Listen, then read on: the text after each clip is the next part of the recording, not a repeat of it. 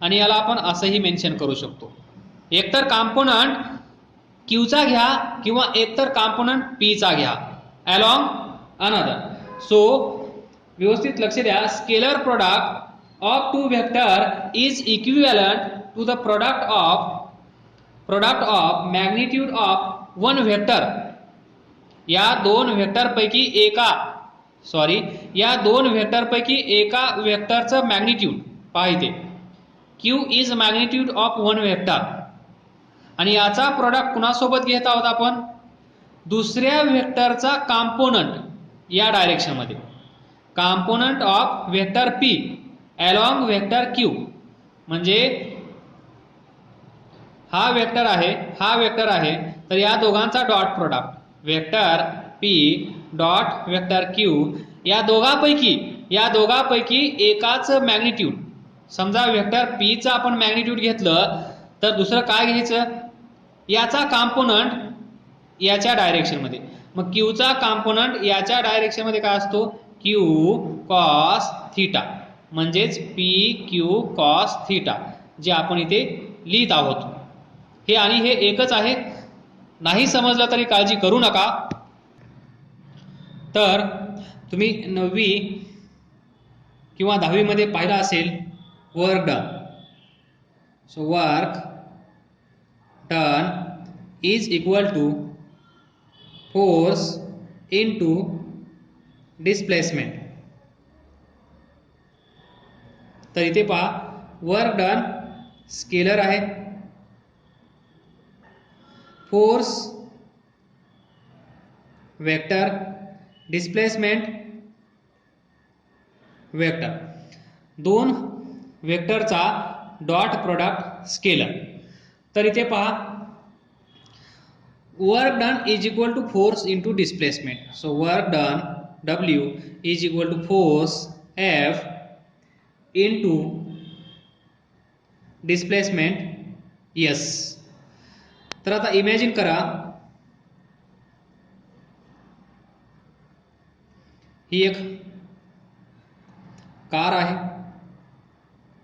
या कारवर तुम्ही या डायरेक्शन मध्ये फोर्स एक्झर्ट करत आहात. तर नॉर्मली हा फॉर्म्युला तुम्ही पाहिला असेल. ही एक बॉडी असेल, या बॉडीवर जर आपण फोर्स या डायरेक्शन मध्ये अप्लाय केला तर ही बॉडी आपल्याला काही काळानंतर, काही वेळेनंतर इथे दिसते. हिला कार कन्सिडर करा तुम्ही, बरोबर. परत हा फोर्स याच्यावर तसाच एक्झर्ट होत असेल. सो ही कार इथून इथे आली, हा फोर्स याच्यावर एक्झर्ट झाल्यामुळे ही कार इथून इथे डिस्प्लेस झाली. त्यालाच आपण म्हणतो हे डिस्टन्स म्हणजेच एस. तर इथे व्यवस्थित लक्षात ठेवा, ज्या डायरेक्शन मध्ये आपण फोर्स अप्लाय केला त्याच डायरेक्शन मध्ये ही कार गेली.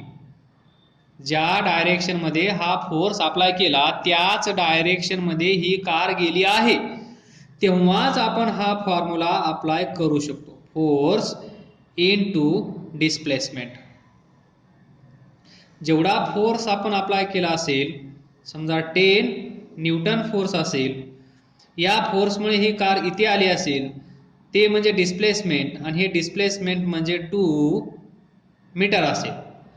So force 10 newton into displacement 2 metre. So 10 into 2 20 newton metre म्हणजेच 20 joule. 1 newton metre is equal to 1 joule. तर हे तुम्हाला माहित आहे. हे केव्हा ट्रू असेल, जेव्हा आपण अप्लाय केलेला फोर्स या कारवर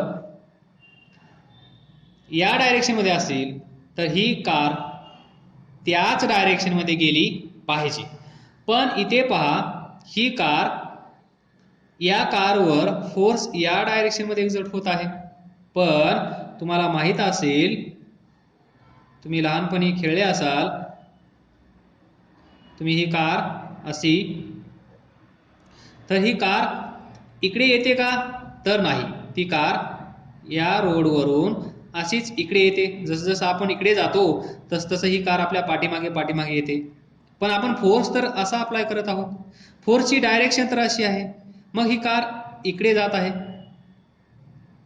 म्हणजे ज्या डायरेक्शनमध्ये आपण फोर्स अप्लाय केला त्या डायरेक्शनमध्ये ही कार जात नाही. ज्या डायरेक्शनमध्ये फोर्स अप्लाय केला त्या डायरेक्शनमध्ये ही कार जात नाही. ही कार जाते या डायरेक्शनमध्ये, ही कार जाते या डायरेक्शनमध्ये, फोर्स अप्लाय केला या डायरेक्शनमध्ये. म्हणजे हा फॉर्म्युला यूज करणं चुकीचं आहे, हा फॉर्म्युला यूज करणं चुकीचं आहे. एवढं तुमच्या लक्षात येत असेल. सो आता इथे पहा, आताच आपण लर्न केली होती एक कन्सेप्ट. या फोर्सचा या डायरेक्शनमध्ये असणारा कॉम्पोनंट जर हा अँगल थीटा असेल, जर हा अँगल थीटा असेल तर या डायरेक्शनमध्ये होणार आहे डिस्प्लेसमेंट. म्हणजे ही कार या डायरेक्शनमध्ये जात आहे, म्हणजे डिस्प्लेसमेंट या डायरेक्शनमध्ये होत असेल. फोर्स या डायरेक्शनमध्ये अप्लाय होत आहे, फोर्स वेक्टर क्वांटिटी आहे, डिस्प्लेसमेंट वेक्टर क्वांटिटी आहे. फोर्स या डायरेक्शनमध्ये, डिस्प्लेसमेंट या डायरेक्शनमध्ये, म्हणजे हा आपण फॉर्म्युला वापरू शकत नाही. मग हा फॉर्म्युला वापरण्यासाठी, हा फॉर्म्युला यूज करण्यासाठी आपल्याला काय करावं लागतं, तर या वेक्टरचा कॉम्पोनंट या डायरेक्शनमध्ये काय असेल, एफ कॉस थीटा, किंवा याचा कॉम्पोनंट या डायरेक्शनमध्ये, याचा म्हणजे कोणाचा, डिस्प्लेसमेंटचा. मग डिस्प्लेसमेंटचा component along this force vector काय असेल, एस कॉस थीटा. एसचा कॉम्पोनंट एस कॉस थीटा, एफचा component F cos theta. Simple. एसचा कॉम्पोनंट, एस म्हणजे डिस्प्लेसमेंट, एस म्हणजे डिस्प्लेसमेंट. आता डिस्प्लेसमेंट म्हणजे तुम्हाला क्वेश्चन पडेल, डिस्प्लेसमेंट म्हणजे ही बॉडी इथे असेल, ही बॉडी काही वेळानंतर इथे असेल, तर याला आपण म्हणतो डिस्प्लेसमेंट. यालाच तुम्ही डिस्टन्स असंही म्हणता, पण डिस्टन्स आणि डिस्प्लेसमेंट मध्ये फरक असतो, तो आपण पुढच्या टॉपिकमध्ये पाहूया. सो डिस्प्लेसमेंट म्हणजे ही बॉडी इथून इथे गेली, म्हणजे ही कार इथून इथे जाईल, तर किती त्या बॉडीचं डिस्प्लेसमेंट झालं, तो म्हणजे एस. सो एस चा कॉम्पोनंट इकडे, फोर्सचा कॉम्पोनंट इकडे. तर आता पहा, याचा प्रोडक्ट घ्या किंवा याचा प्रोडक्ट घ्या, काही फरक पडणार नाही. या दोघांचा प्रोडक्ट काय येईल, एफ एस कॉस थीटा. या साईडचा प्रोडक्ट घ्या, F S F into S into cos theta. या डायरेक्शनमध्ये जे आहेत त्यांचा प्रोडक्ट घेतला, किंवा या डायरेक्शनमध्ये जे आहेत त्यांचा प्रोडक्ट घेतला, तो तोच येत आहे, एफ एस कॉस थीटा. इथे पहा, एफ एस कॉस थीटा. आणि हा आहे फॉर्म्युला कोणाचा, वर्क डनचा. Work done is equal to force displacement आणि कॉस थीटा. याला इक्वेशन 1 म्हणा. हे आलं कुठून, तर हे आलं इथून. तर तुम्हाला माहित असेल, काय माहित असेल तुम्हाला, तर पहा, इथे एक आपण कार दाखवली आहे. या कारला आपण फोर्स एफ ने इकडे खेचत आहोत. खेचल्यामुळे डिस्प्लेसमेंट या कारचं होणार, पण ते डिस्प्लेसमेंट या डायरेक्शन मध्ये होणार नाही, तर ते या डायरेक्शन मध्ये होईल. ती कार या डायरेक्शन मध्ये जाईल, आणि हे लॉजिकली सर्वांनाच इमॅजिन होत असतं. So we have vector F and vector S, त्याचं मॅग्निट्यूड आपण इथे कन्सिडर केलं. So this force vector or this force here is responsible for this movement, but हे जे डिस्प्लेसमेंट आहे, हे डिस्प्लेसमेंट या डायरेक्शन मध्ये न होता ते या डायरेक्शन मध्ये होत आहे. सो इथे पहा, कॉम्पोनंट ऑफ डिस्प्लेसमेंट म्हणजेच component of S along the direction of force, along the direction of force, म्हणजे या डायरेक्शन मध्ये, म्हणजेच या वेक्टरच्या डायरेक्शन मध्ये. याची डायरेक्शन ज्या डायरेक्शन मध्ये असेल, याची डायरेक्शन अशी आहे, तर याचा कॉम्पोनंट या डायरेक्शन मध्ये S cos theta is s cos theta. So according to the definition, the work done by this force is product of force and displacement. जो फॉर्म्युला तुम्हाला माहित आहे, पण या फॉर्म्युल्यामध्ये आपण हे लॉजिक विसरता कामा नये. कोणतं लॉजिक? ज्या डायरेक्शन मध्ये डिस्प्लेसमेंट होत आहे त्याच डायरेक्शन मधला फोर्स कन्सिडर करणे. सो या कारचं डिस्प्लेसमेंट या डायरेक्शन मध्ये होत असेल तर या फोर्सचा त्याच डायरेक्शन मधला कॉम्पोनंट, म्हणजेच या फोर्सचा कॉम्पोनंट एफ कॉस थीटा. इथे आपण मॅग्निट्यूड बोलत आहोत, ऍक्च्युली हे दोन वेक्टर आहेत, force vector, displacement vector. So we get work done is equal to force into displacement into cos theta. मग तुम्ही या डायरेक्शन मध्ये घेतलं तरी चालेल, या डायरेक्शन मध्ये घेतलं तरी चालेल, कारण आपल्याला माहित आहे scalar product obeys the commutative law of vector multiplication. हा लॉ काय असतो? Vector P dot vector Q is equal to vector q dot vector p. just revise this. त्यानंतर तर हे लॉजिक तुम्हाला क्लिअर झालं असेल. आपण आतापर्यंत work done is equal to force into displacement, work done is equal to force into displacement असंच म्हणत आलो आहोत आणि इथून पुढेही आपण असंच म्हणणार आहोत, पण म्हणत असताना हे विसरायचं नाही. So work done is equal to force into displacement into cosine of angle between this force vector and displacement vector.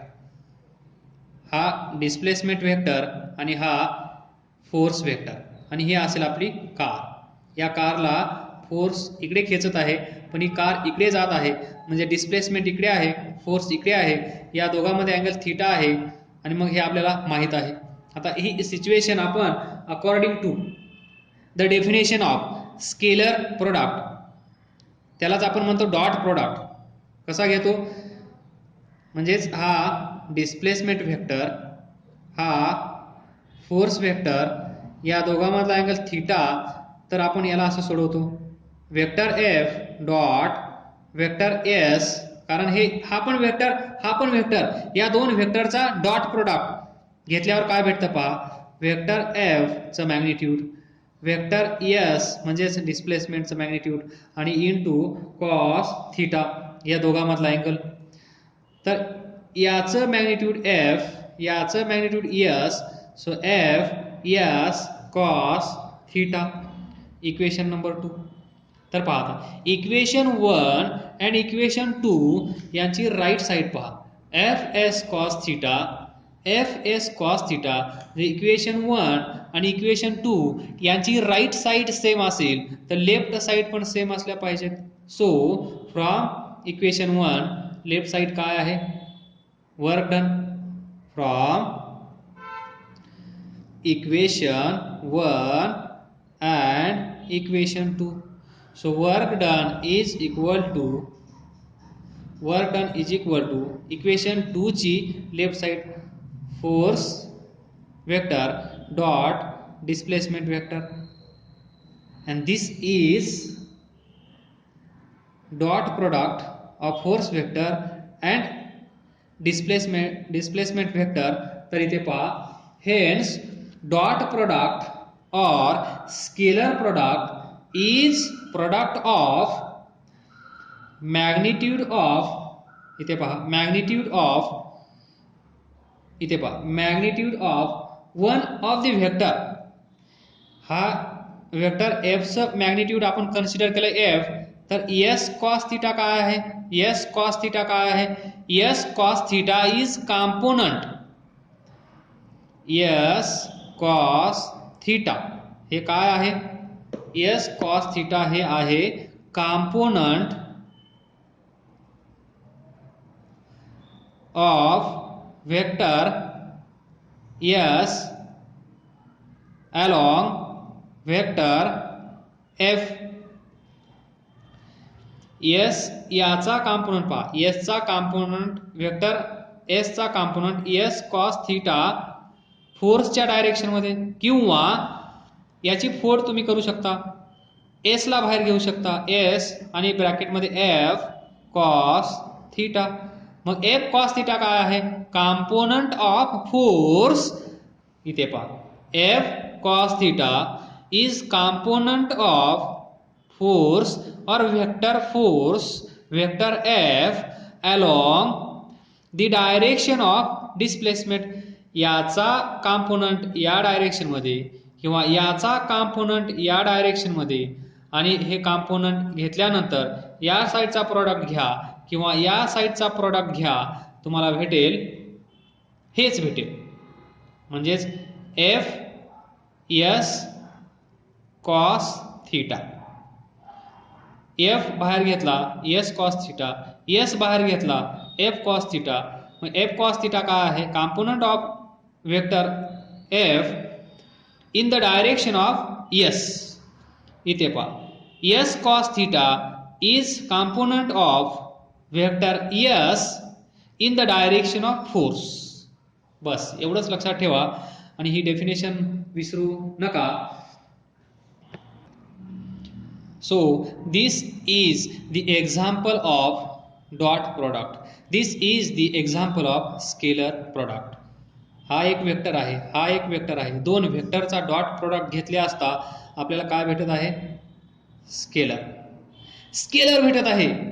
He vector quantity नाही आहे, ही स्केलर क्वांटिटी आहे.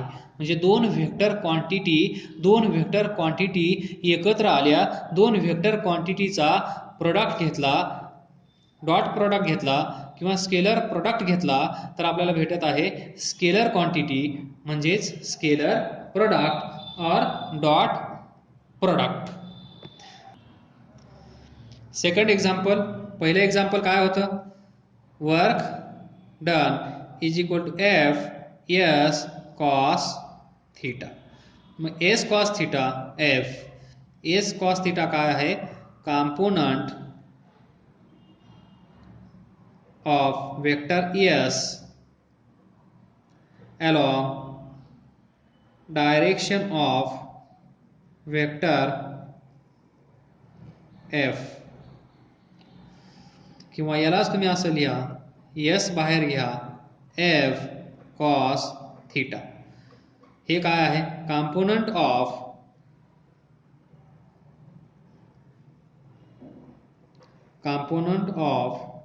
Vector F along direction of vector S displacement. असा हा work डनचा formula आज आपल्याला भेटला आहे. So we can write work done is equal to F S cos theta किंवा F S cos थीटा किंवा S F cos थीटा. बरोबर बरोबर बरोबर. आता सेकंड एक्झाम्पल आपण पाहूया.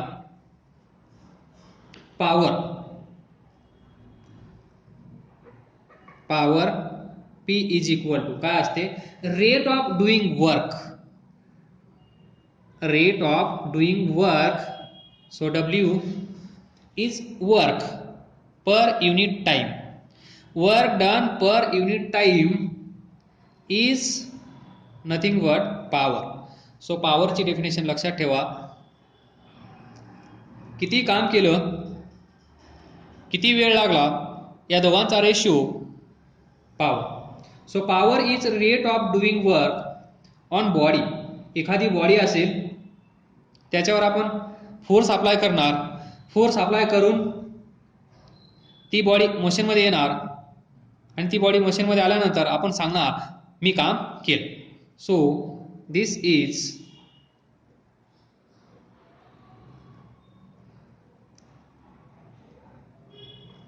this is car. जेव्हा याच्यावर आपण फोर्स एक्झर्ट करणार, समजा ही टॉय कार आहे, हा road, force vector, so vector F, त्यानंतर व्हेलॉसिटी वेक्टर, कारण ही मोशन मध्ये येईल, इकडे जाईल, तर एक्सटर्नल फोर्स दिस वेक्टर एफ हा कसा असेल, कॉन्स्टंट, हा चेंज होत नाही, हा फोर्स कॉन्स्टंट असेल. त्यानंतर ही जी कार आहे त्या कारची व्हेलॉसिटी v असेल. सो व्हेलॉसिटी, परत व्हेलॉसिटी काय आहे, फोर्स तर तुम्हाला माहित आहे वेक्टर, व्हेलॉसिटी काय आहे वेक्टर, कारण याला मॅग्निट्यूड आहे, डायरेक्शन आहे, फोर्सला मॅग्निट्यूड आहे, डायरेक्शन आहे, म्हणजे हे पण वेक्टर, हे पण वेक्टर. तर we get this p is equal to vector f dot vector v. p is equal to vector f dot vector v. हे पण लक्षात ठेवा. ही आहे स्केलर क्वांटिटी, ही आहे वेक्टर क्वांटिटी, ही आहे वेक्टर क्वांटिटी. सो दोन वेक्टर क्वांटिटीचा डॉट प्रोडक्ट काय आला, स्केलर, म्हणून स्केलर प्रोडक्ट त्याला आपण म्हणत असतो, त्याचं दुसरं नाव आहे डॉट प्रोडक्ट. सो या दोन कन्सेप्ट तुम्ही लक्षात ठेवा, force into displacement, work done, force into velocity, power. So this is more about scalar product और डॉट प्रोडक्ट. काय डाऊट असेल तर विचारत राहा, अभ्यास करत राहा, पुढे जात राहा. All the best. थँक्यू.